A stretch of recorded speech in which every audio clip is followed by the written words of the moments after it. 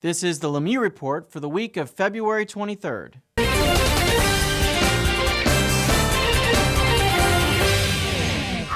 Topic 1. Stimulus Part 2. What it means for Florida. Florida is set to receive over $12 billion from the nearly $789 billion stimulus package. The White House says the money will create more than 200,000 jobs here in the Sunshine State. The Florida Chamber is requesting lawmakers target stimulus funds towards more than 250 job creation proposals. The Chamber also noted that Florida is home to 6.5% of the nation's population, but is slated to receive only 1.5% of the federal stimulus package. Governor Charlie Crist is including the stimulus cash in his budget released Friday. Bottom line, without the federal stimulus funds, Florida's 2009 through 2010 budget would have dropped to $61.8 billion and required drastic reductions and deep cuts to important projects and programs. While we can argue about how the stimulus is being used, we cannot let the perfect be the enemy of the good.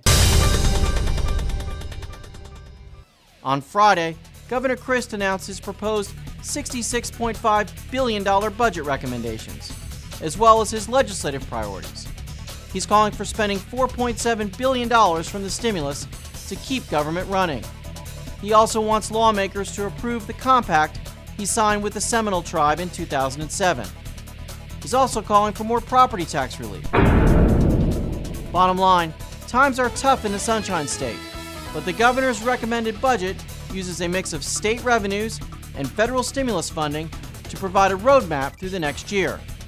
Watch to see whether the legislature embraces the governor's proposal or charts its own course with further spending cuts and new taxes, including a $1 per pack cigarette tax increase.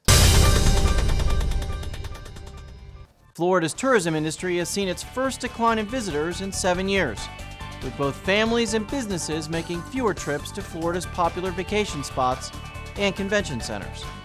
Last year, Florida saw 82.5 million visitors, down 2.3% from 2007. Nevada and California also reported a decline in visitors. Bottom line, in comparison to the recession, the decline in tourism is relatively mild. I can personally attest that Disney World and the Daytona 500 were packed to the gills. International tourists from countries not terribly affected by the global economic downturn are taking advantage of travel deals as well. Florida families are also staying closer to home, which resulted in a 22.9% increase in staycations last year. Florida farms, 90% of which are family operated, are reaping the fruit of their labor with record successes.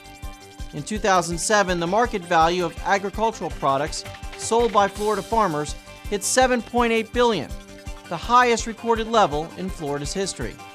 Did you know that Florida ranks first in the production of oranges, grapefruit, foliage, and squash? The average farm is 195 acres, with an annual cost of doing business at $121,000 and an average net income of $47,790. Bottom line, agriculture is Florida's second largest industry after tourism, and we would be well served to promote and protect Florida farming. Agriculture provides badly needed diversity to Florida's economy. Without it, our economy would be in worse shape than it is now.